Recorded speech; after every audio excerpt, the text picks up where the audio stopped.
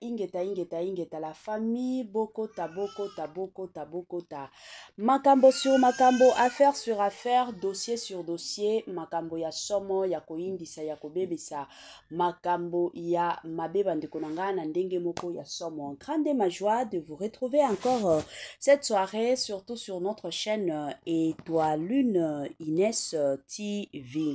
Salut chers Bouchou, salut chers abonnés, salut chers connaissances, salut surtout les amis de Étoile Lune Inès TV.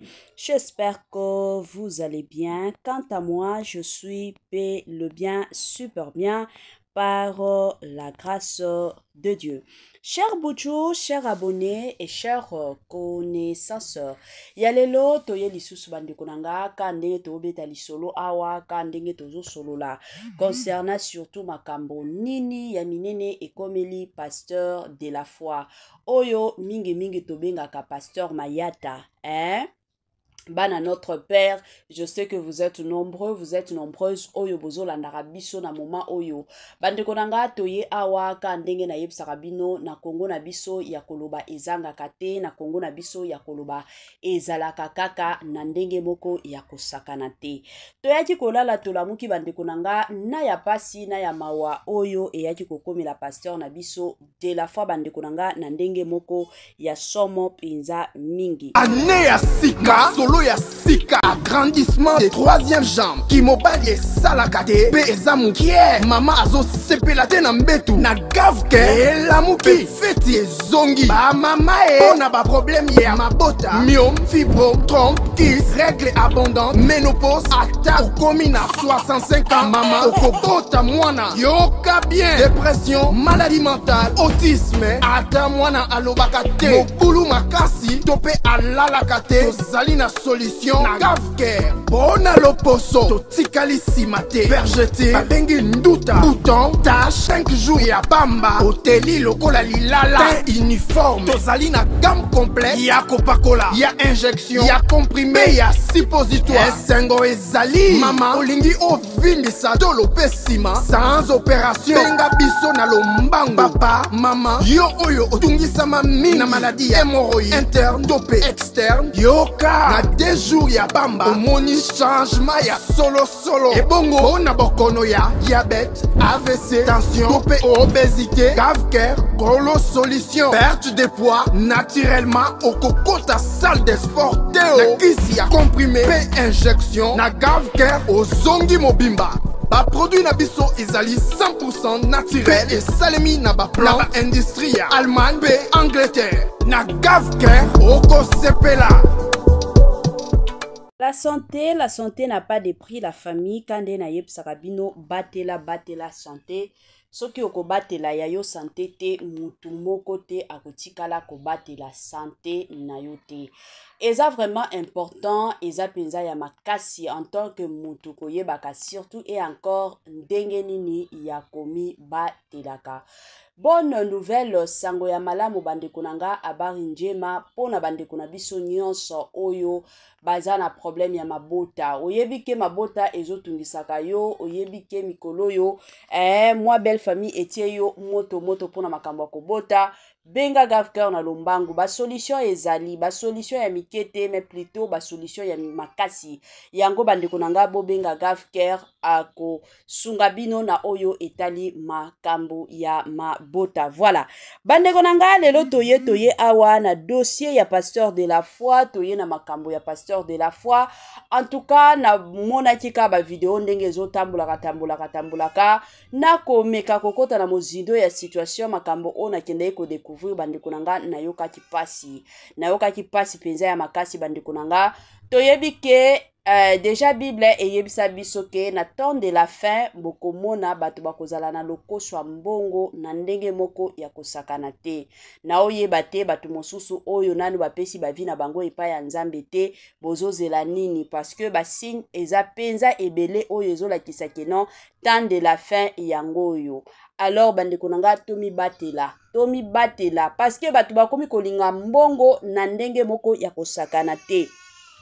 Na ndenge moko ya somo, imagine mutu azolinga mbongo ti akomi na niveau ya kokende kokosela musala nzambe bamakambo batu bapesaka ye bambongo ye aliaka me abosani keno oyo nazosalela bongo eza musala nzambe atiaka mabolongo na ye na se matin midi soir nayebi te alliance nini oyo ye musala nzambe oyo asala na nzambe to banga nzambe bandeko na ngai avant na ya kosala commentaire oyo nyonso na kolinga kosala mokolo lelo natiela bino nanu video maloba ya ndeko na biso Shadrach makambo oyo abandaki kosala koyibaka batu mbongo la famille tolanda nanu je vous retrouve juste après.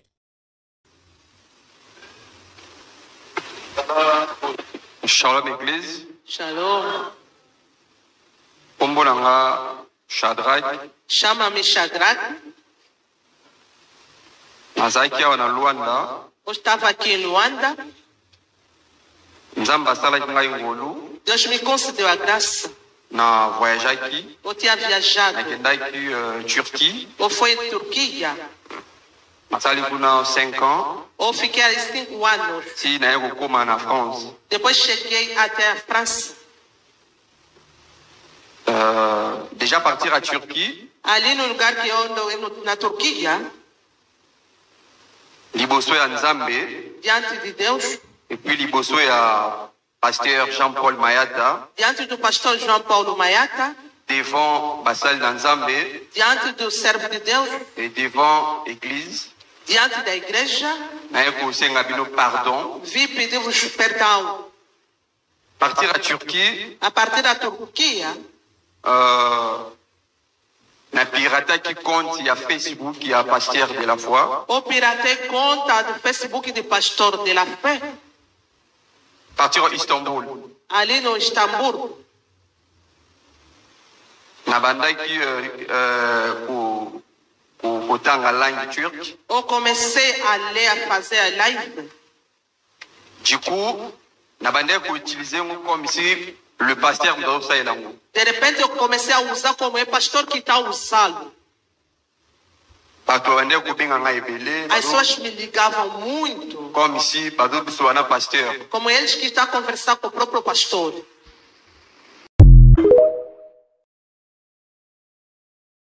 Voilà, nabandi ebela bato touti kolanda bien que vidéo ezalaki mo mukuse bona tia yango na sous forme ya audio ezalaki nango vidéo. Ndeko na biso na kombo ya Shadrach musala na ye ezalaki afongolaki page na ye ya Facebook na page wana akendeki kotia photo ya pasteur de la foi likolo ya kotia photo ya pasteur de la foi akomaki kokosa batu ke ye nde pasteur de la foi. Alors, quand les boyebi ba congolais na biso ebele lelo oyo baza désespéré. Je dis bien désespéré na cadre que soki amoni makambo na ye ezo simba te. Mutu nyonso akomona balobi kaka no wana za prophète aza pasteur omona mutu azoki makambangu azokendaka kuna.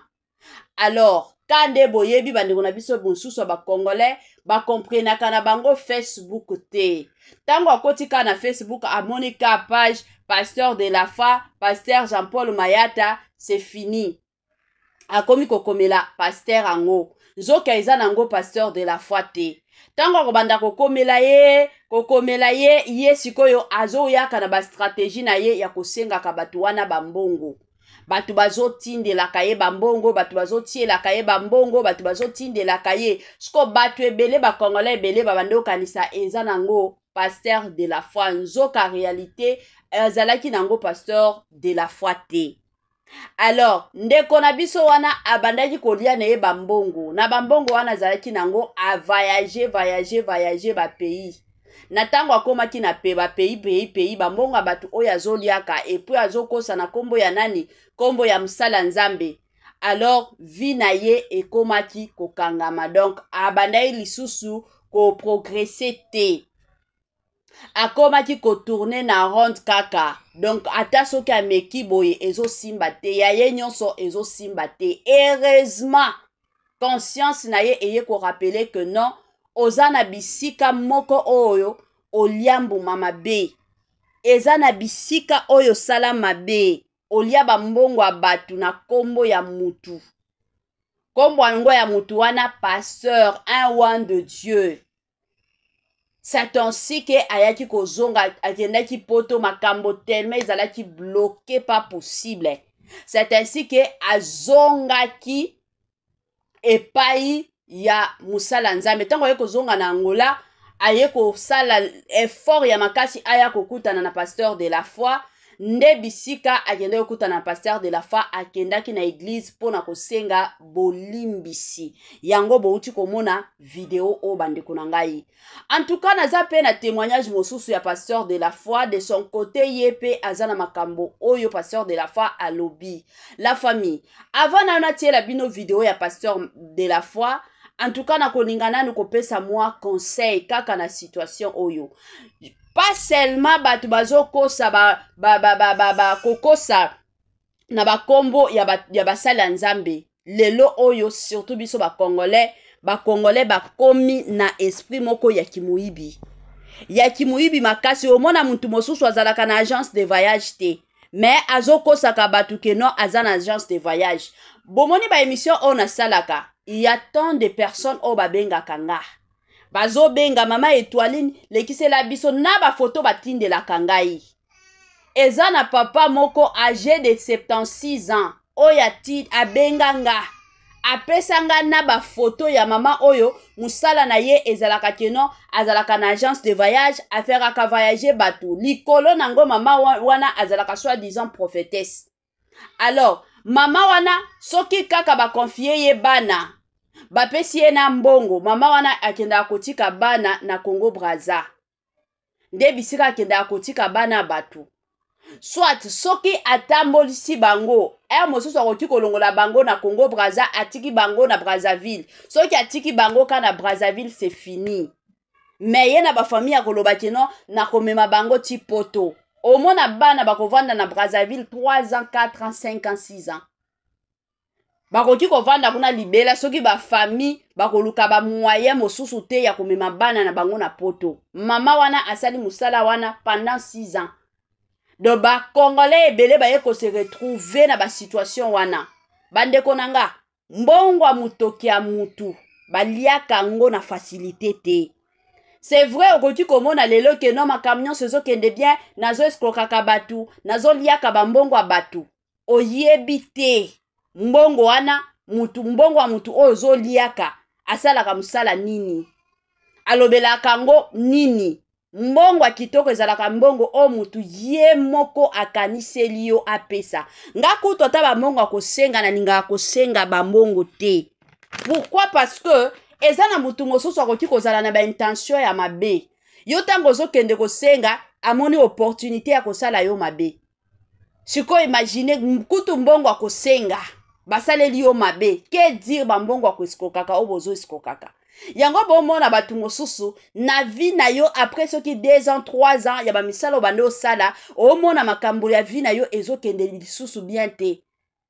Et aussi bambongo wana ta soki boliaka ngo okoki kolia bango bambongo wana mais dans la plupart des cas tomonaka batu wana bazalaka na eloko te batu wana bazalaka na eloko te eza neti biso batu toza awa na Afrique du Sud la famille toloba il y a beaucoup de Congolais oyo bazo se permettre pona koloba keno tozwaka bandako na facilité soki olingi ozwa ndako yako contacter ngai et c'est vrai omona batu bazo contactaka batu wana ako contacter ye apesi ye na mbongo même mutu wana akimi ye mais okomona batu wana bazalaka na vie moko vie ya malonga ezalaka te vie moko kaka ya souffrance batu mosusu omona tina bandako akozwa des chambres boye ndako ake kovandisa batu mosusu na chambre ye a occupé chambre salon mosusu ye moko avandi na salon atie tous les 2 chambres atie batu aobenga ye moko ba locataire nanga tango kovandisa batu wana na bandako batu wana nde bafutelaka ye ndako ya futaka te likolo nango alielaka pe na bambongo o batu bafutaka na ba chambre. Mais okomona batu wana mwasi azosala mobala azosala mais bambongo wana basalaka nango eloko te. Pourquoi? Parce que eza mbongo kimuibi eza mbongo masumu na vie ya lelo kende koluka soki yo lingi ozala agence ya voyage ya kosungaka batu rassure-toi ke okotisaka batu toza awa na bandeko na biso batindikere basungaka batu bayaka balongwaka Congo bayaka Afrique du Sud eza na batu neti batindikere ba papa dodo papa wana aza vraiment et encore sérieux.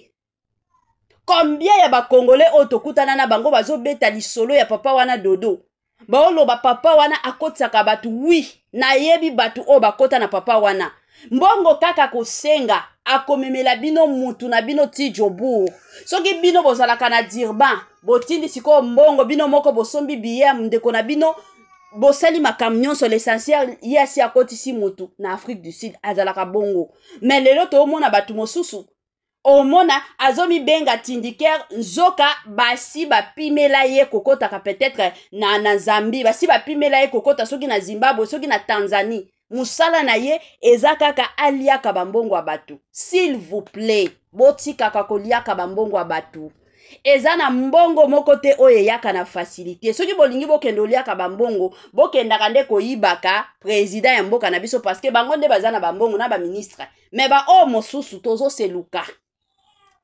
tozoseluka mbongo ya mutu baliaka ngo na facilité te yango bomona batu mesusu depo bande osala musala moko songolo pakata depo bande koyiba batu vi na yo eza kaka mabe na mabe batu okutu bakuta yo Nzambe apamboli bango basombi na bandako mais yo depuis ozalaki ozakaka ndenge ozalaka.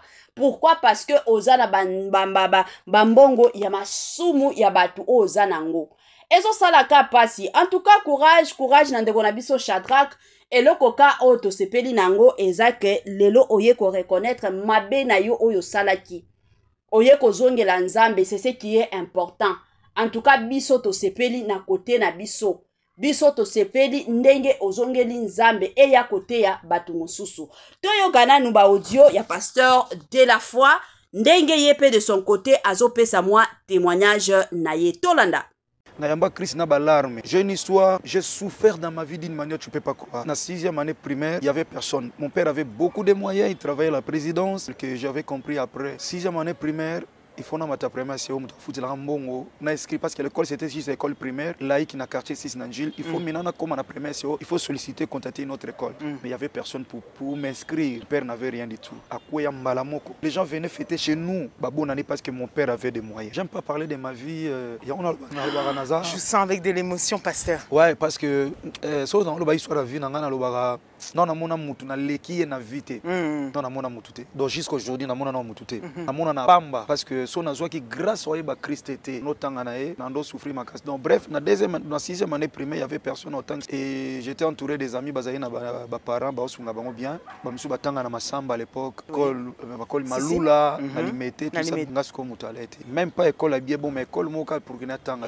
Alors j'ai pris la décision lokandi na kozonga classe l'année prochaine na été caché na Zambie à l'âge de 12 ans. J'ai vu ça 12 ans nazwa benji nazwa humiliation ouais parce que bato ba fingati yo moi muke okoke classe té les gens m'ingérer des fois hôtel mais hôtel sachet boye yo moi longo ok na classe té ka lukosa mbongo zoka ba yebena ba vie na ngate na sala bongo pour na réalité té donc na sepelana témoignant en église dans na ba émission boye des fois ça dérange mais loko na za obligé na ebisabina na répondre na ba question na bino na ouais via muteza Nzambe na 1998 99 na za na première deuxième année c'est obligé au moins ndengona na nde en fait na teki sachet na zandu na so pantola tombola à l'époque tombola zaki lamba humiliation parce que pantola blé no samba aticité na sombi ya tombola na comme ça na école moi benga kibola bola à l'époque c'était ezaki poisson salé moi ezali na valeur té likamo moins cher ba moi mikolo ba yebi ba pesa école parce que école moi moins cher. Il y a vraiment le dernier des derniers. C'est là où j'ai étudié et j'ai rencontré un ami na je crois entre premier au deuxième CO en ensemble en église na biso les bons samaritains.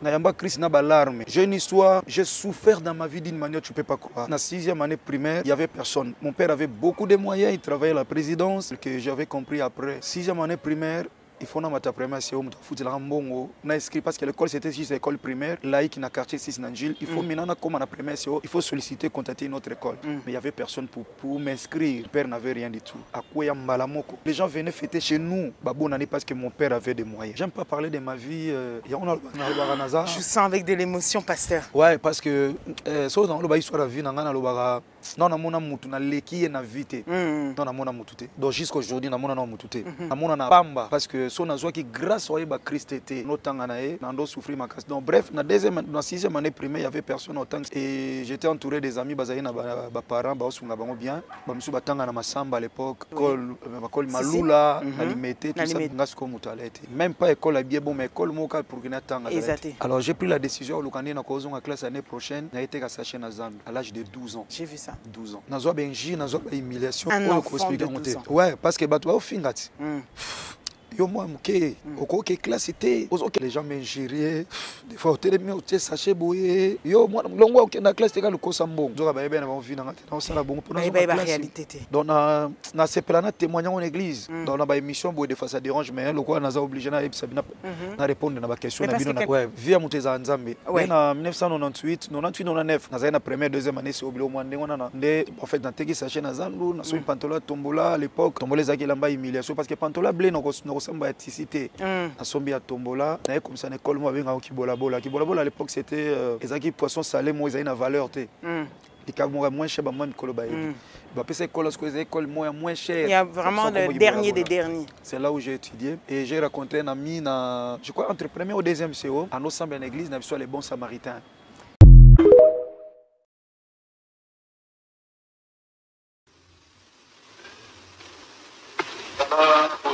Shalom Église. Shalom.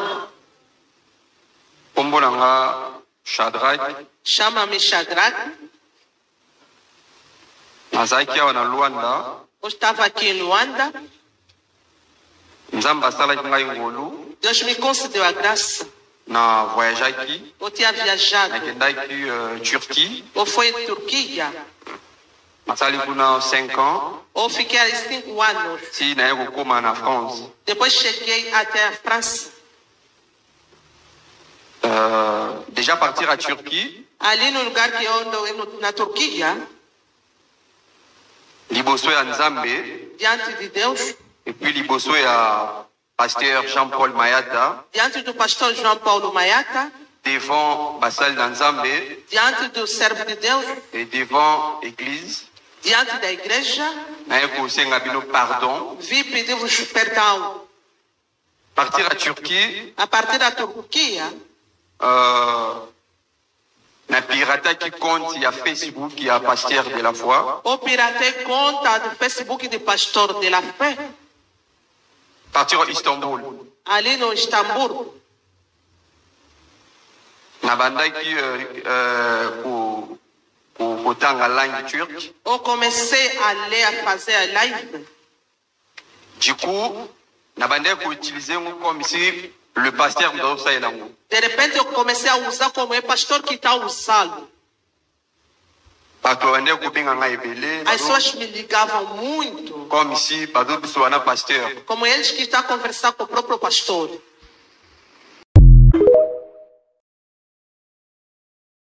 Voilà, de retour la famille, Nabandi Ebela Batuto Kolanda Awa, témoignage mobimba ya pasteur de la foi. Bisonyo sotoyebi pasteur de la foi.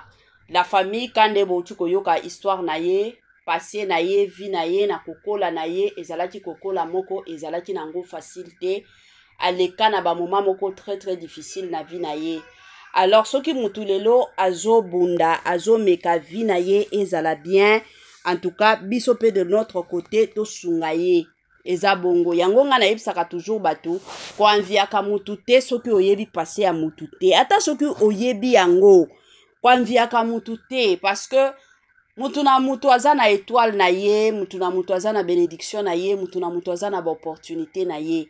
Eza teke no parce que Nzambe apambola mutu kingandi na oyo nga pe ifo na zwa. Te. Nzambe akoki kopambola ka nde boyebi pasteur de la foi. Nzambe apamboli ye na bandenge na ye. Mais peut-être yo pe de ton côté Nzambe aza na ndenge pe ya kopambola ka yo. Yango eza vraiment important dans la vie ko anviaka mutu te. Yo ko anvie mutu te zalaka ndenge ozali. Omoni bénédiction ya mutu sepela na bénédiction ya mutu. Parce que le loto lobi Nzambe pe akoya kopambola yo na bandenge na ye moko Nzambe. Parce que Nzambe ndenge azaboye akalikelela biso nyonso.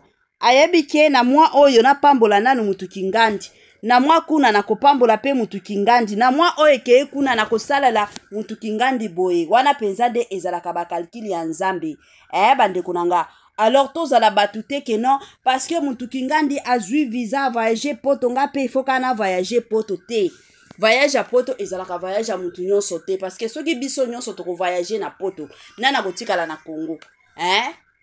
Soki nzambe apamboli yo sepela na bénédiction ya awana kozala mutu te ke non parce que nzambe apamboli ye nga na kobanda lisusu kosolisaka ye tete yo solisa ye eza bongo. Peut-être yo ozamie na Afrique bisiko ozali mutu mosusu na poto mosusu azolala kalibanda biso moko toomonaka combien ya bandeko na biso balala kalibanda na poto baza penza ebele o bazolala kalibanda mais peut-être yo oza na yo na ndaku olalaka na yo na ndaku na facilité nyonso sikoyo oko envier nini libanda eza na batu mosusu pe na poto wana baza na ba vie ya bien koleka ndenge bazalaki na Congo. Donc bisika nyonso nzamba komema mutu eza bénédiction eza lipamboli. Alors yo koyoka jalousie te koloba te ke non bango nde baleka te na se ya moi eza na mutu moko te oyo aleka baninga biso nyonso nzambe aza na ndenge ye moko apambolaka moko na système moko ya kitoko. Voilà, tokomi na mwa suka partage na biso la famille. Permettez-moi surtout de vous dire bye bye et à la prochaine. Ciao.